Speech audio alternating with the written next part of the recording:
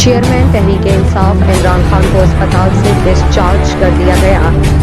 Chairman Tehreek Insaf Imran Khan کو اسپتال سے ڈسچارج کر دیا گیا۔ طبی عملے اور اسپتال انتظامیہ نے عمران خان کو دعاؤں کے ساتھ رخصت کیا۔ عمران خان نے اسپتال انتظامیہ کا دلی شکریہ ادا کیا۔ اس موقع پر قریبی ساتھی اور دوست بھی موجود تھے۔ اسپتال سے فارغ ہوتے ہی عمران خان کا وزیر آباد سے دوبارہ لانگ مارچ کرنے کا اعلان۔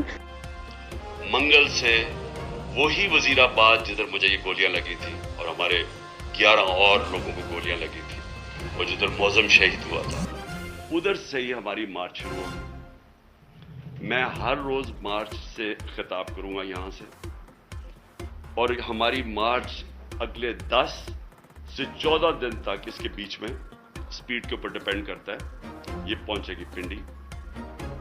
سارے پاکستان سے لوگ اسی ٹائم پہ نکلیں گے کہ ایک ٹائم پہ جب بھی ہم پلان کریں گے 10 اور 14 دن کے بیچ میں پنڈی پہنچنا۔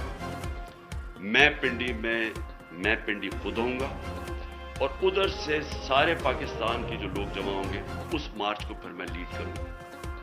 اور میں یہ اپنی ساری قوم کو آج کہنا چاہتا ہوں کہ آپ ساروں نے ایک چیز سمجھ لینی ہے کہ اگر ہم یہ خوف کے اندر آ کے، اور ہم نے یہ جو میں بار بار کہتا ہوں کہ لا الہ الا اللہ، کوئی نہیں ہے خدا سوائے اللہ کی، یہ ہمیں آزاد کرتا ہے، یہ ہمارا کلمہ ہمیں آزاد کرتا ہے۔